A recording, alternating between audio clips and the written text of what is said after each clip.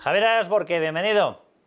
Muy buenas, ¿qué tal, Carlos? A ver, vamos a intentar explicar qué ha pasado con la famosa historia de la OTAN, porque más allá de que tengamos un presidente que parecía el último florero, ahí metido en una esquina, han ocurrido cosas que yo creo que para España son graves, pero cosas que se mezclan en otras, que parecía que estaban claras y a lo mejor no están tan claras, la postura de todo el resto, a quién realmente hemos traicionado. Vamos a intentar explicarlo todo para ver la magnitud de lo que ha pasado, de si nosotros nos vamos a quedar en el 2,1% sobre PIB de gasto militar, si realmente hemos firmado, que lo hemos firmado irá más, pero este señor nos está mintiendo. Vamos a explicarlo todo. Empieza por donde quieras, Javier. Perfecto, mira, si te parece bien, podemos destacar que la cumbre de la OTAN de La Haya tenía tres objetivos principales, ¿no? El primer objetivo que había es que la OTAN garantizase su propio futuro. El segundo, comprometer a los socios para que aumentasen su gasto en defensa. Y el tercero, dar una imagen de unidad, una imagen monolítica, especialmente frente a Rusia o frente a China, que son las grandes amenazas geoestratégicas y militares de Occidente. Vamos a ir punto por punto, vamos a ver lo que se ha hablado y qué es lo que ha dado de sí, si te parece. El primer punto, garantizar su propio futuro. Y es algo que ha sido un éxito para la OTAN en términos generales. Trump ya lo hizo en su primer mandato, ha puesto en tela de juicio la utilidad de la OTAN de forma continuada. Lo ha venido haciendo desde el mes de enero hasta ahora. La OTAN lo que quería era dar el compromiso que quería Trump del 5% de inversión en defensa, y lo ha tenido, y que además Trump se comprometiera a algo muy importante que queda reflejada en la solución final, que el artículo 5 del Tratado de Washington, lo que se llama el uno para todos y el todos para uno, el artículo de defensa colectiva, seguía vigente, que Estados Unidos se comprometía a seguir ayudando a sus aliados si venían las duras. Y eso ha sido, en ese sentido, para la OTAN, esta cumbre, para ese primer objetivo que era garantizar su propia supervivencia, podemos decir que ha sido un auténtico éxito. Vamos al punto 2.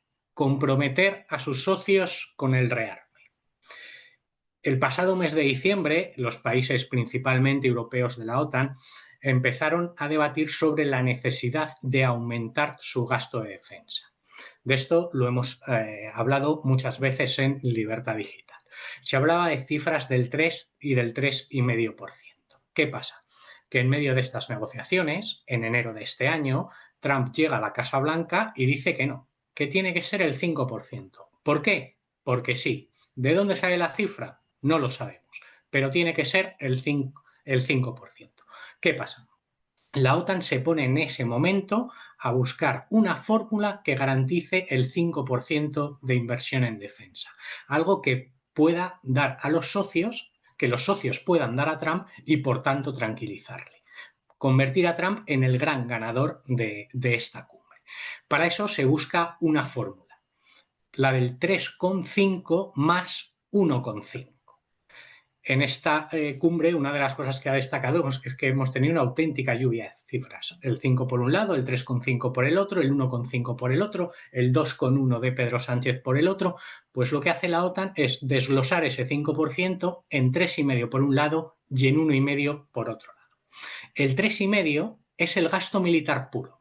Es el que se ha venido contando históricamente en la OTAN, cuando hacía su clasificación de cuánto invertía cada socio. Ahora había que llegar en 2014 al 2%, ahora esa cifra pasa al 3,5%. Pero necesitan dar el 5 a Trump y se inventan el más 1,5%. Y en ese más 1,5% lo que entra, lo que se puede contabilizar es todo aquello que pueda estar relacionado en un momento dado con la seguridad y estructura de la seguridad. Es decir, una amalgama de cosas para intentar inflar la inversión en defensa, lo que se contabiliza como inversión en defensa, para contentar a Donald Trump. O sea, gastos, Javier, para que la gente lo entienda, que los puedes meter aceptando pulpo como animal de compañía, como gasto militar en determinadas cuestiones, pero que realmente te van a servir para otras cosas, con lo cual el esfuerzo presupuestario de los países no es tan exagerado, ¿no? Efectivamente, aceptamos pulpo como animal de compañía. El gasto militar puro es el 3,5%. Desde tu punto de vista, Javier, con el 3,5% el programa de ampliación de gasto militar es correcto, es eficaz. Es decir, no necesitamos el 5 de Trump. Claro, es que el 5 es absolutamente disparatado. Una de las cosas que hacía Trump es decir, todos invierten el 5 menos yo. Ya. Es decir, vosotros sí, yo no.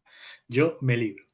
Y este acuerdo, esta cifra del 3,5% más 1,5 que suma el 5, se tiene que obtener a largo plazo, en 10 años, para 2035. Esta es una cifra que también ha ido variando. Las primeras negociaciones hablaban de 2030, luego se habló de 2032, finalmente 2035, una década. ¿Qué hay a mitad de camino en este plan? Pues se ha implantado una fecha para iniciar un proceso de reevaluación de capacidades. Es decir, ¿necesitamos invertir tanto dinero? Bueno, no lo sabemos. Vamos a hacerlo a 10 años, pero vamos a volver a reevaluar los peligros a los que nos enfrentamos a mitad de camino. Pero técnicamente no es a mitad de camino. En ese periodo de 10 años se decide hacer la reevaluación de objetivos a 4 años. ¿Por qué a 4 años y no a 5, que podría haber sido lo normal, que es la mitad del camino exacto? Porque Donald Trump abandona la Casa Blanca en 2029. En enero de 2029 habrá otro presidente de Estados Unidos. Ahí, Javier, hay que explicar que, aunque vaya a haber elecciones, el que no puede ser es él, porque Donald Trump ya tiene un primer mandato, con lo cual no puede continuar. Efectivamente, la ley en Estados Unidos dice que un presidente solo puede ser elegido para 2 mandatos. Trump ya hizo uno primero, este es su segundo. De todas, Donald Trump va a desaparecer en enero de 2029. Entonces, digamos que es un poco Trump. Ya. Esto de la reevaluación de posibles peligros, ¿no? Además, esta cifra del 5% en realidad no es una cifra grabada en oro. Lo que ha hecho la OTAN es analizar las capacidades militares que necesita para afrontar en el futuro. Necesito estas capacidades militares. Y a principios de mes se realizó una cumbre de ministros de defensa de la OTAN donde se hizo el reparto de qué responsabilidades militares iba a tener cada país. Este reparto, que ya sé que me vas a preguntar, es confidencial y secreto. O sea, no sabemos lo que le ha tocado a España. Sabemos un plan básico, que tendrá que aportar tropas, aviones de combate, que tendrá que aportar embarcaciones, que tendrá que aportar sistemas de defensa antiaérea, pero vamos, un genérico de lo que va a tener que aportar todo el mundo. Pero no sabemos las capacidades reales. La OTAN, que sí conoce las capacidades reales actuales de España y que conoce las capacidades reales que se le han pedido que aporte a largo plazo, es la que dice, mira, yo te hago el cálculo y creo que vas a tener que invertir un 3,5%. Pedro Sánchez dice, no, yo en verdad solo tengo que aportar un 2,1%. Y la OTAN te vuelve a decir, joder, macho, que sé lo que tienes. Yo creo que va a ser el 3,5%. Y ahí es donde ha estado la famosa discusión entre España con el resto de países. Introduciendo a España, vamos a hablar del tercer punto. Eso te iba a decir, vamos al tercer punto, que me da que es donde está la sorpresa. Efectivamente, que era el de mandar un mensaje de unidad internacionalmente, sobre todo dirigido a Rusia y a China. Un mensaje de unidad que no ha existido, que lo ha reventado y que lo ha boicoteado el gobierno de España. Obviamente se ha convertido en el socio paria de la alianza, montando un show que no se había visto en ninguna otra cumbre. No, nunca en una cumbre se había producido una diferencia así de criterio de uno. Nunca en una cumbre se había producido un show del nivel que hemos visto en esta cumbre de la olla con España. Y ojo, España no es el único país que estaba en contra de la cifra del 5%. Bélgica lo ha dicho. Bueno, pero sobre todo, Javier, lo que estás explicando, que es que el 5 realmente había sido ya amoldado y trampeado para que fuera asumible. Por lo tanto, si está negociado, no digas que no. Efectivamente. Pero es que, es lo que te decía, Bélgica, Eslovaquia, Canadá ya han dicho que esos eran unas cifras a las que no podían alcanzar. Lo habían dicho antes de la cumbre. No habían organizado shows, ni grandes ruedas de prensa, ni grandes comparecencias, simplemente lo habían dicho de una forma tranquila y reposada. ¿Qué han hecho esos países en esta cumbre? Se han callado.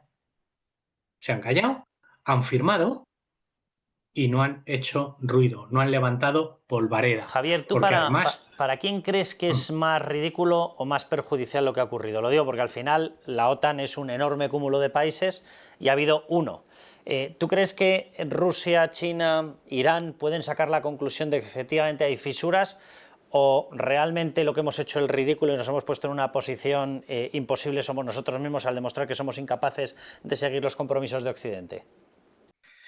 No tengo dudas de que si yo sé que Bélgica, Eslovaquia y Canadá y sus presidentes habían admitido públicamente que la cifra del 3,5% de inversión pura o del 5% con el añadido de seguridad era, no era alcanzable para ellos, las embajadas en Bélgica, en Eslovaquia y en Canadá de Rusia y de China han dado parte de ello Ya. a Moscú y a Pekín. El gran problema de esto es que, en verdad, quien se ha quedado en evidencia somos nosotros tras un show absolutamente innecesario. Ya. ¿Esto va a tener costes para España? Lo tendrá.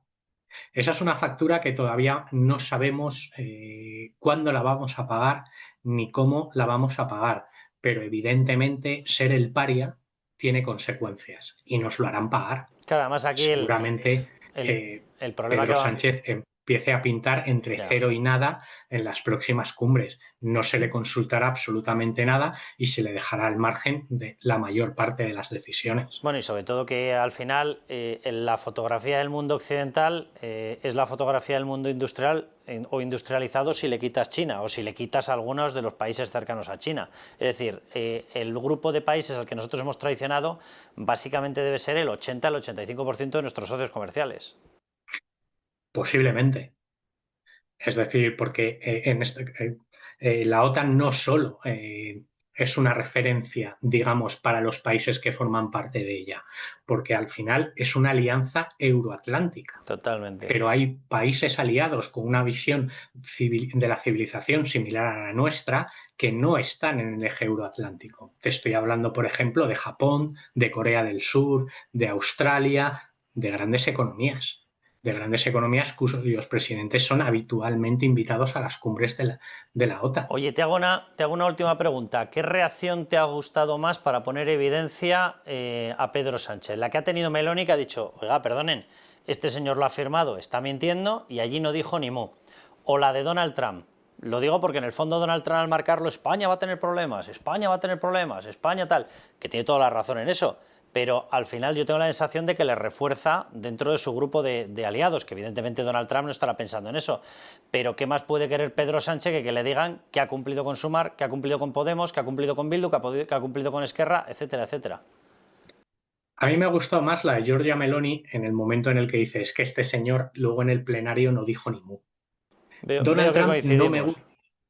Claro, Donald Trump no me gusta en términos generales porque me parece un cuñado de bar. Donald Trump dice, es que España no paga, es que en verdad los países de la OTAN no están pagando. O sea, pagan una cosa que es para sostener la alianza, esas son unas cantidades económicas muy bajas en el que no hay desacuerdo de ningún tipo. A lo que Donald Trump llama pagar es a invertir en ti mismo, en tus propias fuerzas armadas. Es decir, es que no le tenemos que pagar este dinero del que estamos hablando ahora a la OTAN, ni siquiera a Estados Unidos. Es que es para invertirlo en nosotros mismos.